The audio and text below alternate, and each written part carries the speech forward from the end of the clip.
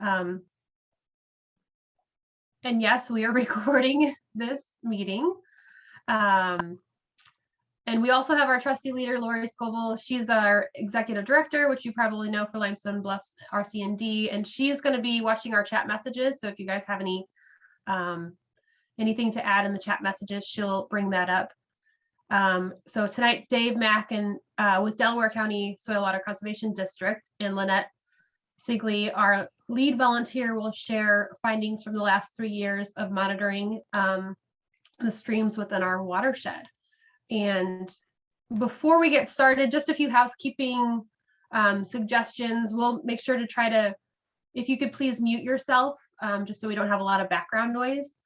And we do have a large crowd joining us. There's about 38 people registered. We don't have that many people on yet, but it might help to turn off your video if we get a lot of glitches.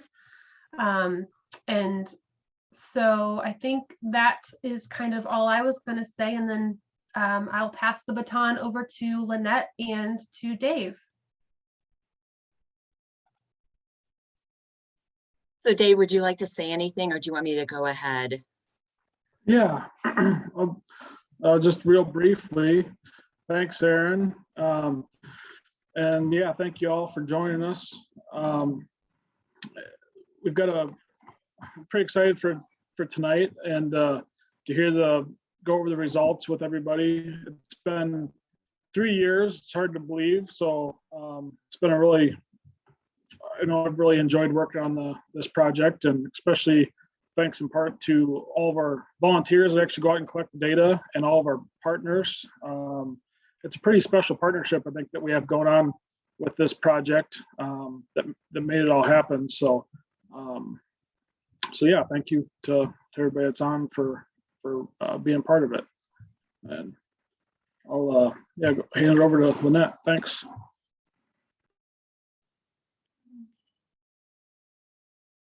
All right, so what I'll do is go ahead and just start here. This works. Yeah, so as Dave mentioned, for the past 3 years, there's been a number of groups and volunteers that have been out monitoring a number of sites throughout the Maquoketa watershed as part of the Maquoketa River Watershed Management Authority. And really sort of the whole purpose of the monitoring was to collect baseline data throughout the watershed to get an idea of how water quality varied from one part of the watershed to another. So what we're going to present tonight are the 3 years of monitoring data that have been collected so far. So I want to thank the Maquoketa WMA for supporting this effort. When we first started this effort, there was a subcommittee, a water monitoring team that determined what sites would be monitored. And what we decided to do was to focus on the sub-watersheds, the primary sub-watersheds throughout the entire watershed to get an idea of what was going on. There's a variety of agencies that have been involved in this effort and have listed a number of those, and then a number of individuals that have helped with the sampling over the past 3 years. And then I want to especially thank Dave Mack. Not until the data becomes maps does it really become understandable. So I want to thank him for all of the maps that he's created of the data that's been collected. So as I mentioned, we identified sub-watersheds throughout the entire Maquoketa River watershed. In 2019, we started with 34 sites that were monitored.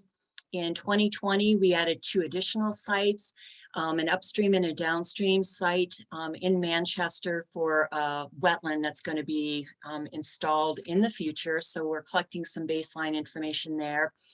And then in 2021, we added 9 additional sites. There was interest in looking at what was leaving the Maquoketa watershed. So there was a site located on the North Fork of the Maquoketa River outside of Maquoketa, and then one just upstream of the city of Maquoketa. And then 7 additional sites were added in the Lake Delhi region because there was interest from the Lake Delhi Association as to what the water quality was in the lake, as well as the tributaries feeding into the lake. The sites were monitored 3 times a year, usually in May, June, and August. The exception was in September of 2020. What happened in August of 2020, as everyone remembers, we had the derecho. And so that occurred the day before we were to sample. And so our lab that we send samples to is Marty St. Clair at Coe College in Cedar Rapids, and they were without power. And so we postponed that sampling event until September. For the 3 years of monitoring, the parameters have remained unchanged. Turbidity is measured by the DNR fisheries out of Manchester. And then the other parameters that we analyze include chloride, sulfate, dissolved reactive phosphorus, nitrate, and then E. coli bacteria. And those samples are sent to Dr. Marty St. Clair at Coe College for analysis. And I just want to point out, because we're monitoring just 3 times a year, and we've got sites scattered throughout the watershed, all the sites are sampled the same morning. So we're trying to hold climatic conditions the same. It's sort of what we would call a snapshot sampling event. What the data allows us to do is to look at spatial differences in water quality, so differences from one sub-watershed to another, but we really can't evaluate trends through time in terms of our sites showing improvements in water quality or not, because with just 3 samples a year, it's really not frequent enough monitoring to be able to make that assessment. So this map shows where the sites are being monitored. The different colored symbols just represent the different groups that are monitoring. So sites are sort of clustered based on the group that is sampling. Last year we had 9 different groups out monitoring. You'll notice the yellow plus signs. Those are the 7 Lake Delhi sites that were added just this year. And then down around the city of Maquoketa are the 2 new sites. One on the North Fork and one on the Maquoketa, sort of the lower end of the watershed as to what's leaving those 2 sub-watersheds. And then more specifically, this is looking at the 2 new Maquoketa sites. Along the west side of the map, you've got Highway 61 up. The green plus symbol represents the North Fork of the Maquoketa coming in, and that site was sampled just above where it joins with the South Fork of the Maquoketa. And then we also, MAQ2 is on the South Branch, and so both of those sites are sampled before they join. So it gives an idea of what's exiting each of those sub-watersheds. And then looking at our other new sites for 2021, the 7 sites on Lake Delhi. This map shows LD4 is up at Bailey's Ford. So that's what's coming into Lake Delhi. And then there are 2 tributary sites, LD5 and LD3, that were sampled. And then the other 4 sites, there was a point at the Hartwick Bridge, so basically midpoint on Lake Delhi that was sampled. And then LD1 was below the dam, so what's coming out from Lake Delhi. And then there are the 2 tributaries on the southern portion of Lake Delhi, monitoring what's coming in from those sub-watersheds. So the sampling protocol is every group has a sampling device. They'll collect samples off of the bridge, triple rinse their containers before they collect a sample from the site. And then there are 3 bottles that are filled. The one on the left is for E. coli bacteria, and then some of the ions. The middle bottle is for turbidity, and that one is analyzed by the DNR fisheries up in Manchester. And then the bottle on the right, the sample is analyzed for dissolved reactive phosphorus. And so because we're measuring the dissolved form of phosphorus, the samples have to be filtered. So the sample is collected with a syringe out of the sampling device, and then a filter. The water is filtered through it, and then the sample's analyzed. So those are sort of the sampling protocols. So it's really important to have an idea of what was happening in terms of rainfall conditions during the sampling. Thanks to Jeff Tissel for generating these graphs. The top shows the 2019 monthly rainfall for several climate stations throughout the watershed. And then the gray line represents the 30-year average for those sites combined, sort of what the long-term average is. And then the 2020 monthly rainfall, and then the 2021. The blue vertical dashed lines represent roughly when the sampling events occurred. So again, May, June, and August. And then back in 2020, the sampling was delayed until September because of the derecho. So we sampled under varying rainfall conditions. In some cases, we had rainfall just before the sampling occurred. In other cases, looking at 2021, we actually were in a dry period for May and June, and then the rains returned in August, and we did have some rain shortly before the August sampling event in 2021. So what I'm going to do is sort of walk through the different parameters and what the results are. The first parameter that we'll look at is turbidity. Turbidity is a measure of water clarity. So clear water will have a low turbidity measurement, while cloudy water will have a higher turbidity number. High turbidity can be caused by sediment, algae, or organic matter in the water. And high turbidity can have negative impacts on fish and aquatic life. Rainfall conditions and water flow can definitely affect turbidity levels. If you've had recent rain, it can easily move sediment into the stream, into a lake, and cause higher turbidity levels. Turbidity is reported in what are called nephelometric turbidity units, or NTUs. In the state of Iowa, the DNR has a monitoring network of 60 stream sites that are monitored on a monthly basis year-round. And based on that data set, we know statewide for streams, the average turbidity level is 16 NTUs. So that's just sort of a reference number.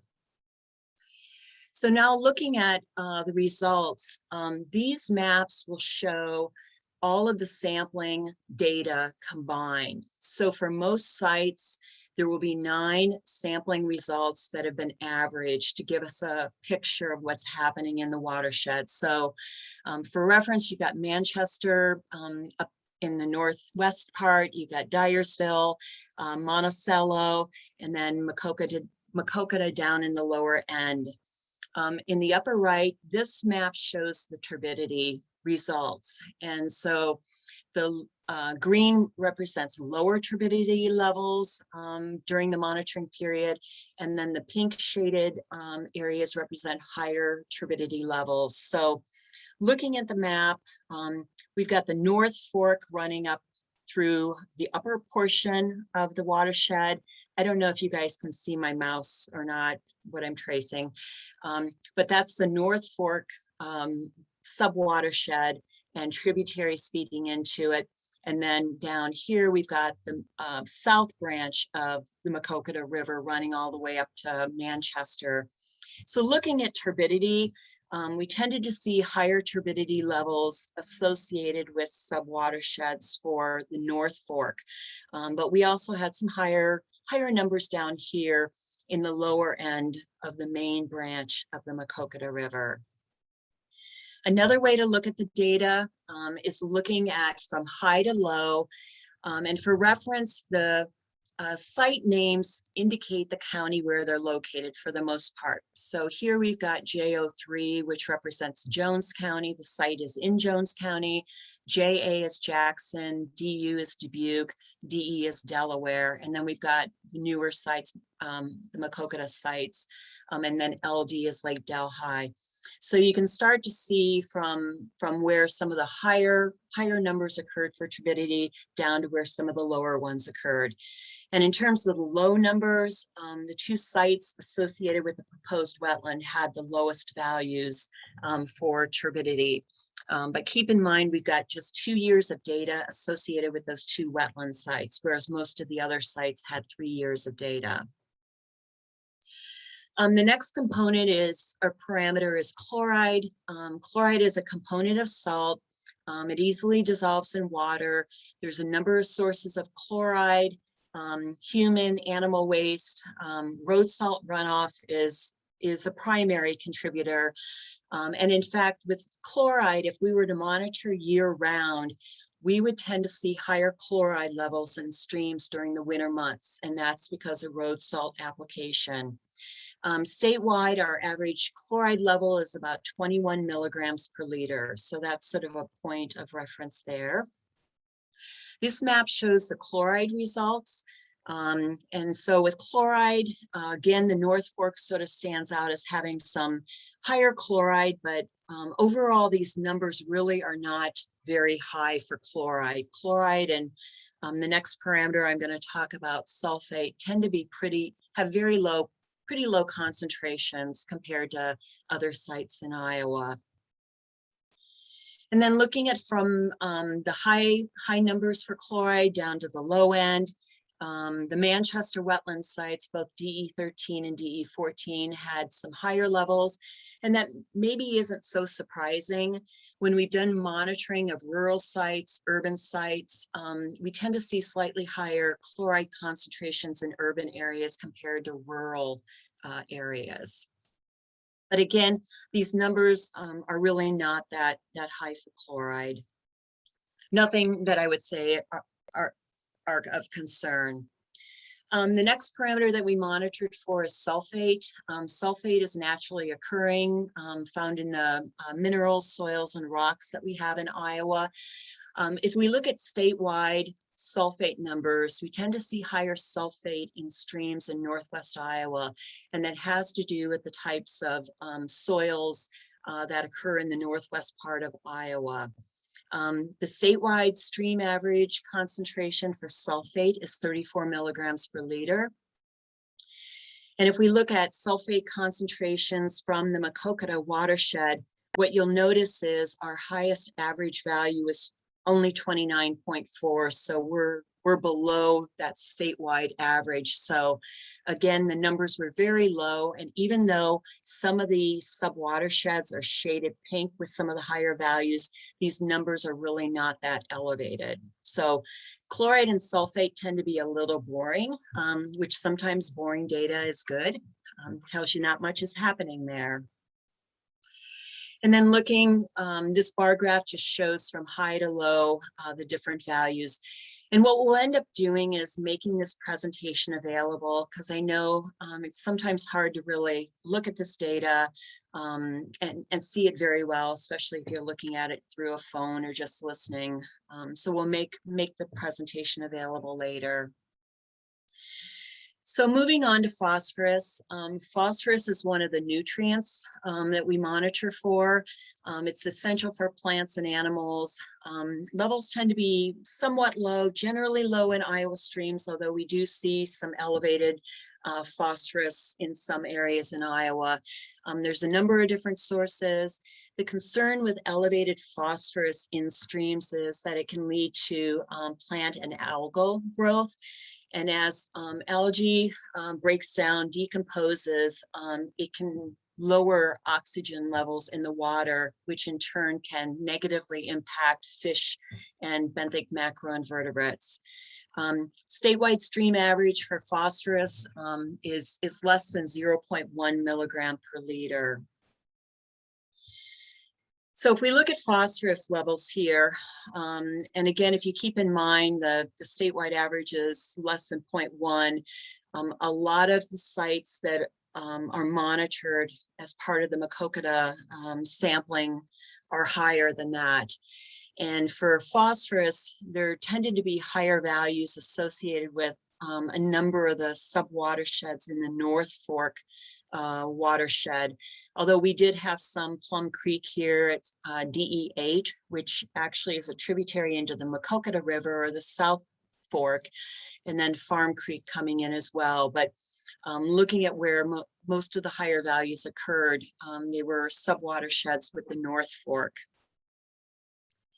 And then again, looking at the bar graph, going from the highest values on down, and again, keeping in mind the statewide average is less than 0.1. We only have 2 sites that really fell below that statewide average. Most of the values were much higher than that. The other nutrient of interest is nitrogen. It also is necessary for plant growth. There's various forms of nitrogen. The one that we analyzed for was nitrate nitrogen, which is very water soluble. What we know about nitrate is that concentrations vary depending on the time of year. We tend to see an increase in late spring, so May into June, followed by a bit of a decline into August, and then a slight bump up in August. And when we looked at the Maquoketa data, we saw a similar pattern to the monthly data, the May, the June, and then the August sampling that we did. There's no stream standard for nitrate. There is a drinking water standard, which is 10 milligrams per liter. And that number only applies if the water body is used for drinking water purposes.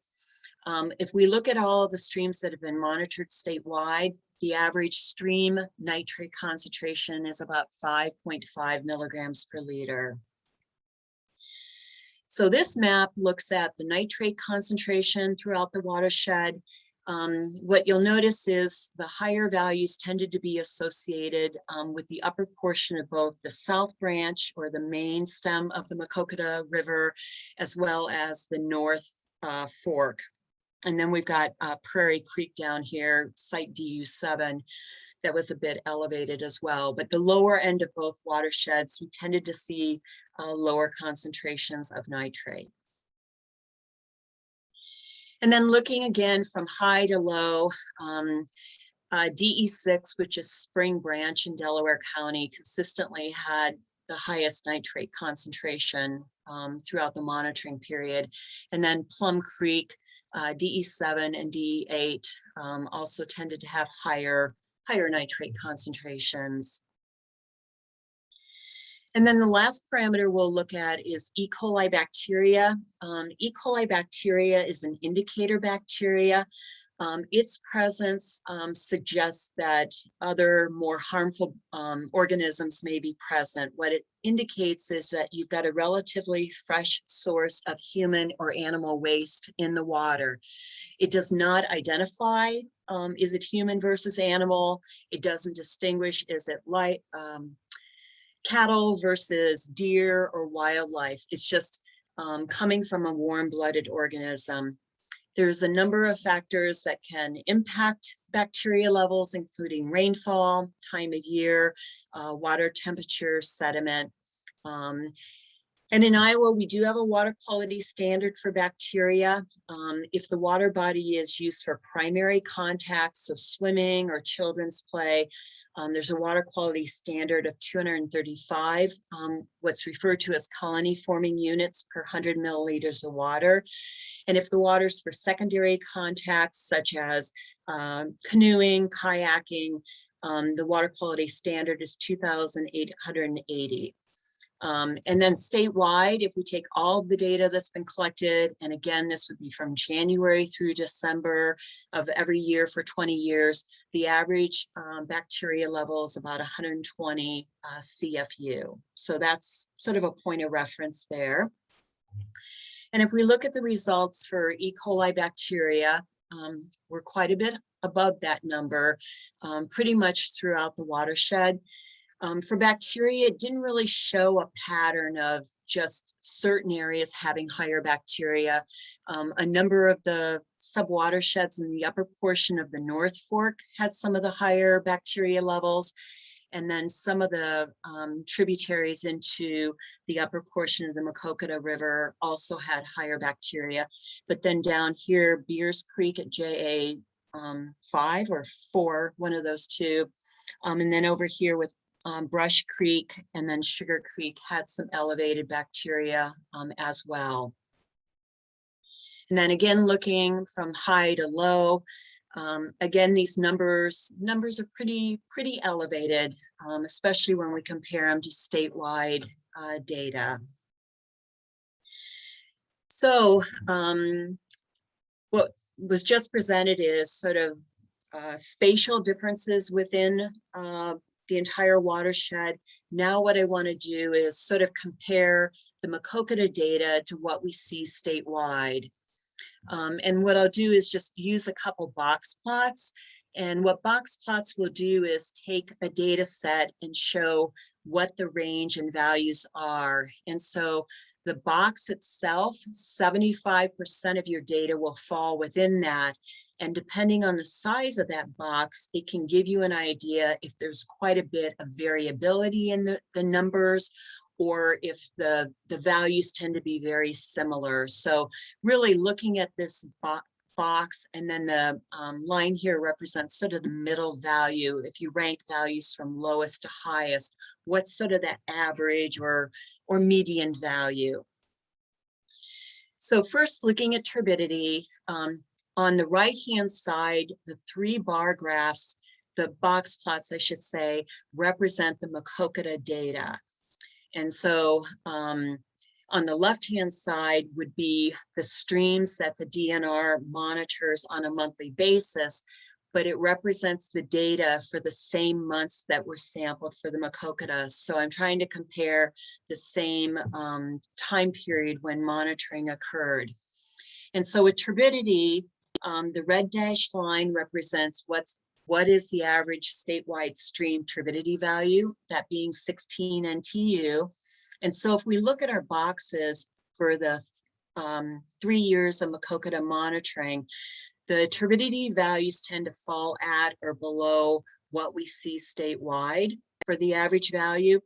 And then the size of the box here for 2019 and 2021, the boxes are very small, and what that indicates is there wasn't much of a range or variation in your turbidity results, whereas for 2020, there was a greater range. And then these values here represent outliers or high values during the monitoring.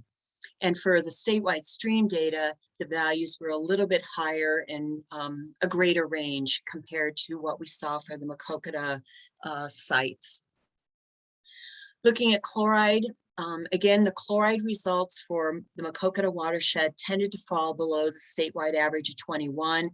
And you'll see where for stream statewide, the values tended to be similar for 2019 and 2020 to what we saw, but then a little bit higher in 2021 from what we saw in the Maquoketa watershed. And then sulfate.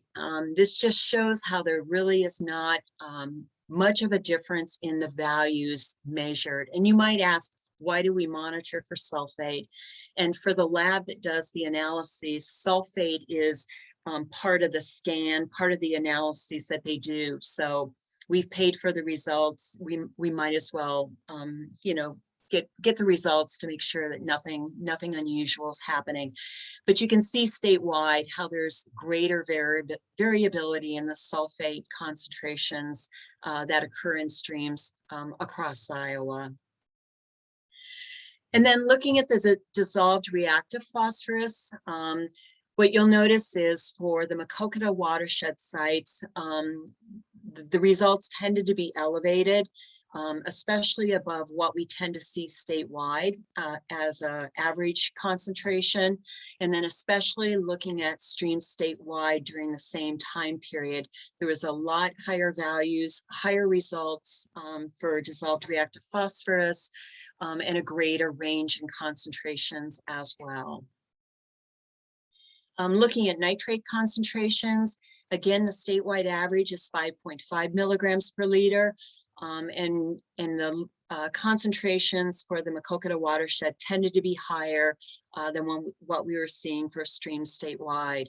And then in 2021, the levels were a little bit lower than what were measured the first 2 years of monitoring. And then E. coli bacteria, again, statewide average is about 120 CFU. The results for the Maquoketa watershed are quite a bit higher, and then higher than what we see statewide during the same time period. And I just want to point out, for the Maquoketa sites, you'll notice there aren't any outlier points. And the reason why is there's sort of an upper limit that the lab measures for E. coli bacteria. You can dilute and increase the maximum value that you can measure, but there was sort of an upper limit or ending point, which was 20 24,196. And so that's why all of sort of those high values just sort of end at that upper level there. And this is where we'll share this because I don't expect you to really be able to see this. What this table does is it just lists all of the sites alphabetically, and then each column represents the average value for the different parameters measured. So the first column represents the dissolved orthophosphorus. And so what I did is I highlighted in blue which sites had the higher values for dissolved reactive phosphorus, and then the tan or orange color represents where the low values occurred. So visually you can see where the high values were and then where the low values were. And to make it a little bit easier, I sort of pulled out just the sites that had the higher values. So you can start to see if there are certain sites where we're finding high values for multiple parameters. So for example, site DE11, which is Durian Creek, it had one of the higher dissolved reactive phosphorus concentrations for the 3 years, and also one of the higher nitrate concentrations. But then there are other instances where, for example, Fenchel Creek had a high nitrate, but then it had a low turbidity. So it's sort of mixed results depending on the site that you're looking at. And then also then looking at the opposite end, where did we see some of the lowest values occurring? And again, looking at the dissolved reactive phosphorus, nitrate, E. coli, and turbidity. And I think what the executive committee really wants to do is to sort of potentially use this data to sort of maybe identify sub-watersheds for practices or efforts in the future. And so this is one piece of the puzzle that can maybe help prioritize areas for future work. So just some observations from the 3 years of data. The chloride and sulfate concentrations overall for the Maquoketa watershed sites were very low compared to what we see for streams statewide. The higher turbidity levels that we did see tended to be with subwatersheds in the North Fork, and then also some of the subwatersheds in the lower end of the South Fork of the Maquoketa. The dissolved reactive phosphorus concentrations were elevated mostly with the North Fork tributaries. John Creek, which is located in Dubuque County, had the highest overall concentration. Higher nitrate concentrations occurred more in the upper portions of both the South Fork and the North Fork subwatersheds. And then Spring Branch, DE6, a site in Delaware County, had the highest overall nitrate concentration. Bacteria levels were elevated when we compare them to statewide numbers. The site with the highest value was Plum Creek, which was also a Delaware County site. And then when we compare the Maquoketa results to streams statewide, the Maquoketa sites tended to have higher nitrate, E. coli bacteria, and phosphorus concentrations compared to streams statewide. The Maquoketa sites had low chloride and sulfate compared to streams statewide, and then turbidity levels were similar to what we saw in streams elsewhere in Iowa. So, yeah, that's pretty much where we are. I think what we'll be doing is taking the results from the 3 years of monitoring back to the water monitoring subcommittee and have them come up with a recommendation as to whether they would like to see the monitoring continue. If it continues, if they want to change, add any of the sites, and then it would be the executive committee making the decision as to how we proceed from there. So does anybody have any questions?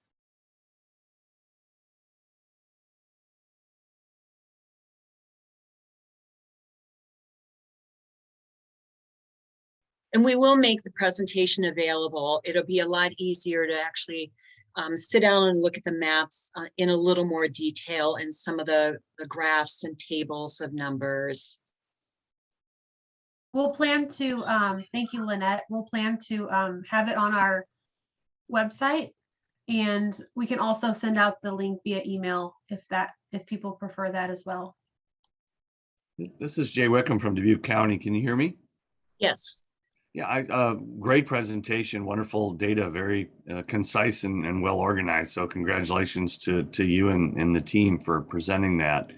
My question is, can you comment a little bit about what amount of work and or dollars took to do the testing over the last 3 years?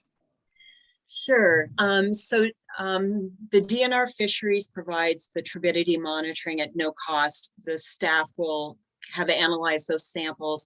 And then the samples that we send off to Coe College, each sample costs $18 to analyze. So 3 times a year we sample 46 sites. I'm trying to remember the math on that, but it's relatively inexpensive for the data that's collected. And then all the collectors were volunteers. Is that what I understand? Volunteers and then agency personnel as well, sort of a combination. Okay. So there'd be the staff time involved as well. Even more congratulations if you can do it on such a small budget as well. Very important. Oh, this is Jeff Tissel. Got a question? Yes. Jeff. Hello. And some of the results, especially like the nitrates and phosphorus, you mentioned state average. We collected our samples pretty much in the summertime. Right. When you're talking state average, is it reflective of summertime state average or year-long state average? Nope, it's year round. Yeah. Okay. So what I was pulling were statewide numbers based on monitoring from January through December. So if we wanted a more accurate comparison, you would want to just pull data from May through August or May through September and compare. But I've done it for the year-round data. I'm sure I could do it for a subset of that data. Well, I'm just kind of questioning. I know it would drop off a little bit in the colder months, but Right. I don't know how much it would drop off. Right. So that's maybe one point I didn't make is for some of the parameters. So for example, chloride, we would expect to see higher levels during the winter months than during the summer months. Right. Nitrate, we would expect those numbers to drop off during the winter months. Bacteria numbers would drop off during the winter months as well. So the statewide averages that I used might actually be higher for some of the parameters than what I showed if we were to look at just May through August or September. Okay. And then the other question I had was, I know that North Fork, and this would be something I guess for fisheries as well to answer, but you get into some more karst environment in the North Fork, but also in the upper reaches of the main stem when you get north of like Manchester and stuff. I didn't know how that plays into some of those nitrate and phosphorus results. If the fact that we're introducing more cold water runoff into the system, if that helps or hurts, I didn't know. Yeah, and I would, for Mike Steik, I think I saw him on the call, if he's better able to answer the spring branch.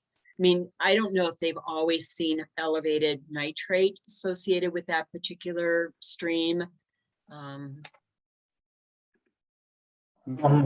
you hear me? Yes. Yeah, so this is Mike.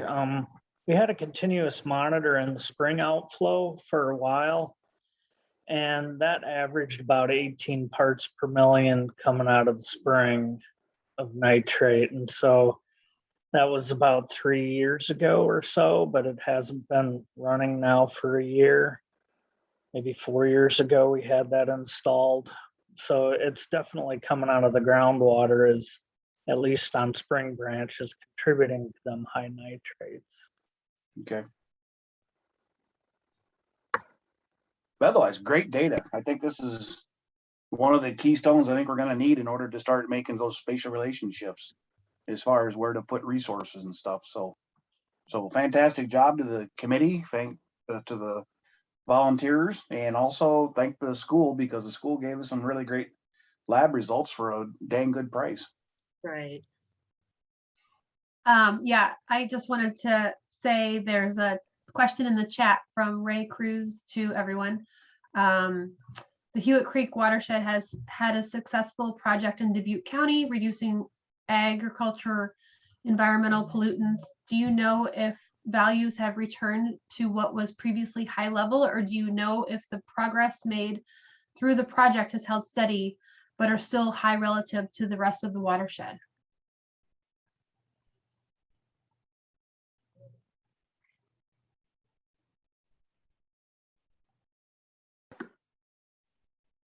Yeah, I would say that we'd have to look back at the numbers. I don't recall what the numbers were out of that Hewitt Creek project, so we'd have to look back to answer that question. Okay. Thanks, Mike. You bet. Are there any more questions from anybody? Yes, I have a question. This is Mike Freiberger. Spring Branch and also the other cold water streams on the upper end. Is there any sampling on the flow that's coming above those? I think we might have some problems with the spring water because of the losing streams. I think 2 or 3 of those are all losing streams. So any nitrates that are in that flowing water above that hole or whatever you want to call it, that basically where that water goes down into the aquifer that's feeding that spring. I think maybe that's something that we probably should take a look at, especially on Spring Branch. Find a site that's above that area and actually sample that water, because I know that watershed has changed a lot in the last 15 years, basically, with a lot more livestock. But there's also been a lot more tile drainage put into that area too. So that tile water would bring those nitrates close, but it also would definitely influence that aquifer when it goes into that losing part of that stream. So maybe that's something that you could do on those streams, especially to capture some of that idea why Spring Branch is maintaining that high level coming out, because I know I worked in that watershed basically, and that the nitrates in that coming out of that spring were probably relatively lower at that time than they are now. And I know I've talked to Dave Mack about this, and I'll continue to talk to him about that. So I just wanted to mention that that's maybe something that the executive committee can look at and maybe do something above those areas where the spring feeds the stream most of the time. It just has that flow coming into it. You know, you might catch some of that, figuring out where that high nitrates are coming into that water coming out of the spring. This is a question back to Mike Stike related to Mike's question. When you had the continuous monitor on Spring Branch, was it just at that one location, or did you have any monitor above that, the hatchery? No, we did not sample above. Okay.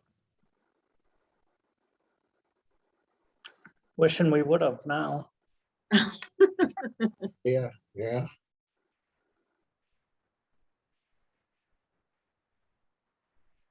Would you have any samples of the wells in that area as to what water they're picking up? Did that give you any information? We actually sampled the well at the hatchery because it's a public water supply and it's relatively low. I think it's running around 5 or 6. It's below the 10 part per million EPA standard, but so it doesn't seem to be influencing at least our well at the hatchery. And I guess I haven't looked to see if any of the private wells in that area have been sampled by the county at all. Mhm. that might give you a place to look in a way to kind of figure out where it's coming from. If Sure. it is coming from surface area. Sure, and actually it'd be easy enough to sample the stream above the influence of the upper spring as well. So, you know, that would give us a lot of information right there, whether it's other surface water or it's all coming out of the ground. Okay. Thank you. Yeah, the rub there is how deep are those, well, there's drinking water wells compared to the springs. They might be quite a bit deeper.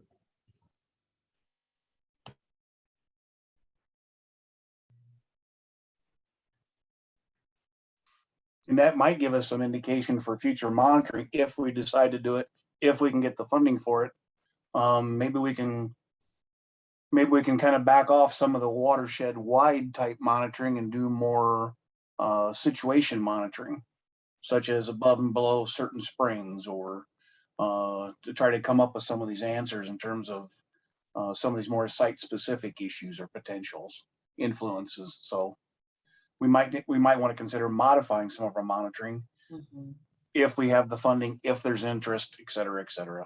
So.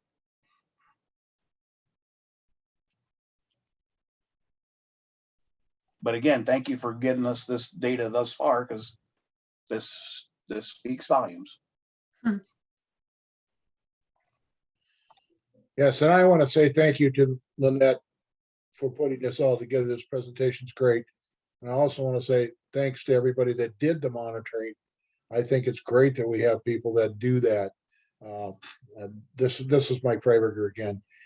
So yeah, we wouldn't have any information if you didn't do it.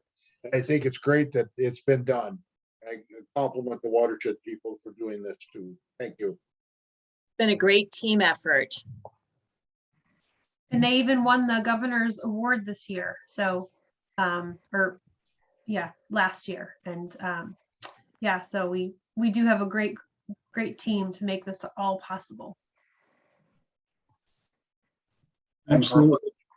For what it's worth, that governor's award at the core of it was we're trying to find efforts where private sector was supporting and participating in community-based efforts to do conservation type and environmental type work.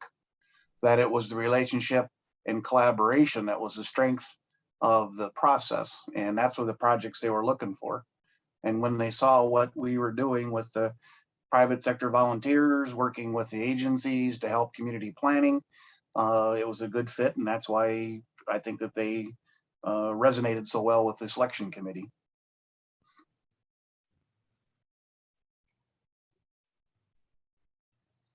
Do we have any other questions?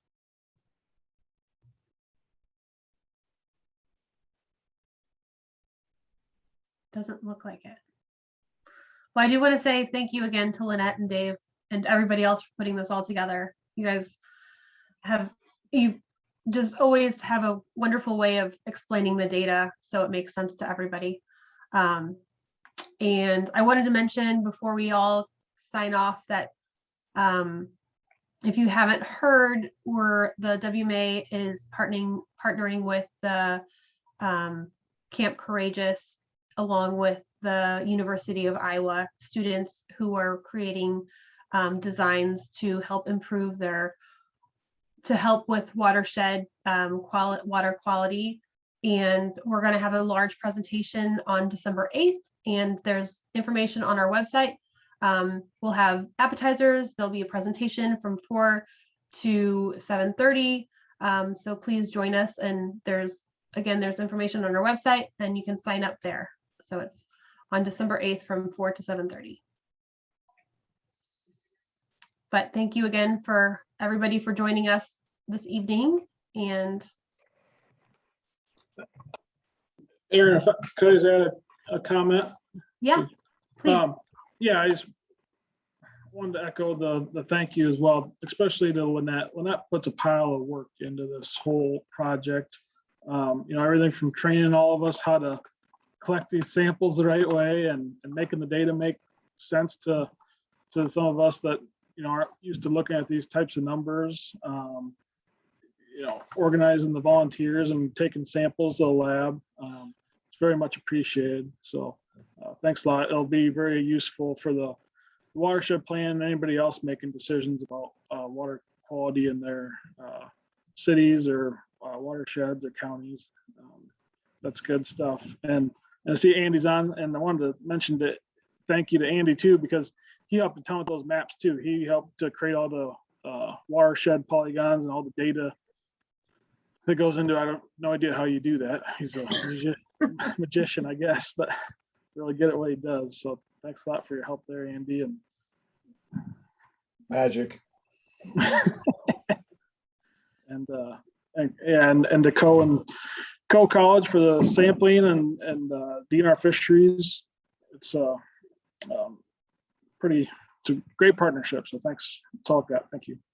Yeah, thank you. I went out with being new to the watershed world. Lynette took me out and showed me how to do it, and I was just amazed at what a smooth flowing machine everything is, and knowing that there were many other groups out that morning also collecting samples, and it was really impressive to see how everything worked. So thank you, everybody involved. Mhm. Well, I guess that's probably it, unless anybody has any last comments or anything to add. But thank you again. And this, like we said, this will be available on our website, and we'll also send out a link to the recording so you guys can review it at a later date.